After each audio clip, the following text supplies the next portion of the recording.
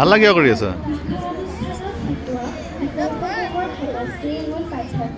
সহজ দৃষ্টিভংগীত বিদ্যালয়ৰ সম্পূৰ্ণ পৰিৱেশৰ পাঠ্যক্ৰম। ধন্যবাদ।